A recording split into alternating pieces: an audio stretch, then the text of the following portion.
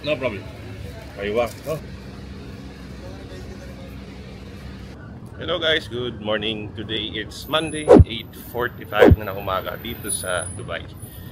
And kakahatid lang natin kay Mrs. So ayun, mag-almusal muna tayo. Pag-jogging na rin tayo kanina umaga. Pero let's, samahan niyo ako kumain. Sa may Peshawar Restaurant, dito sa may Murakabat. So, dumating na yung order natin, isang aloo palak. Yeah. No problem. I will put here. So isang aloo palak, morning breakfast na may potato, masala, and madalas ginagamit nila dyan is spinach, and isang chapati which is non-oil. Yan. Mainit.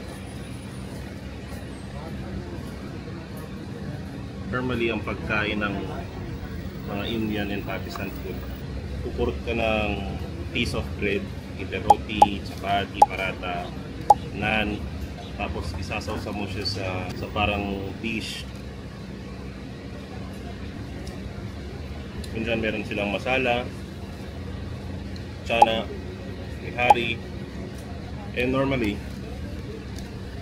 yung mga pagkain nila maraming spices, may cumin, may turmeric, may ghee.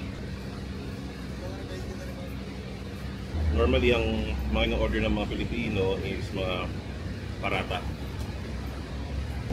Kasi ang paratha dito sa Middle East, flaky siya, flavorful, sinmalasa talaga. Okay, paratha? Paratha. Yung paratha is pan-fried sa oil. And yung chapati is pan-fried lang. May oil pero hindi siya ganun na excessive katulad ng paratha. Nung bago ako sa Dubai sa Middle East, datingan way back 2018, nakakain ako ng 5 paratha hanggang 6. Sa isang kainan lang yon.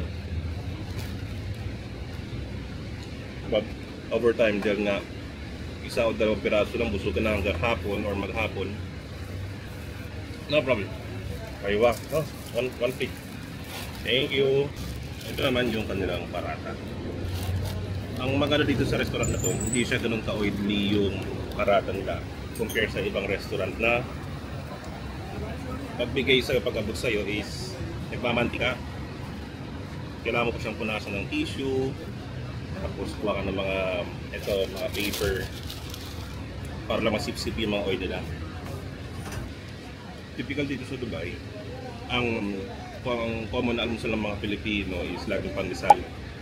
Pero yung mga nasa galing night shift or pauwi pa ng biyahe at tinatamad na magluto, syempre wala naman restaurant na nakabukas ng ganun kaaga. Normally ang binibili nila is parati sandwich or lalagyan ng omni paratha. Normally yung chai nila dito sa Middle East nagkakahalaga ng 1 dirham to 2 dirhams.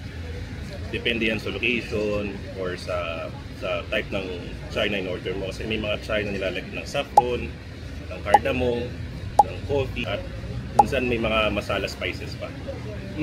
Thank you! Sige. Ito ay isang chai na nakakahalaga ng 1 dirham to 150 dirhams. Cheers tayo mga kabayan.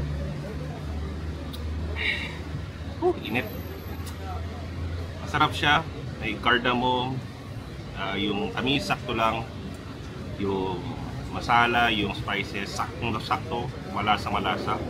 So nakikita niyo itong tissue ko na hawak. Medyo may yellow siya. Puno siya ng turmeric. Most likely puno siya ng turmeric. And ghee, which is good. Healthy siya. I hope na hindi ordinary mantika yung ginamit. Pero most likely, turmeric ang ginamit. At ayun na nga guys, tapos na tayo mag-almusal. And yung total bill natin umabot ng 8 dirhams. Para sa isang chai, isang chapati, isang paratha, at isang aloo palak. Ayun, sobrang busog. Thank you guys for watching. And see you on the next videos. Goodbye.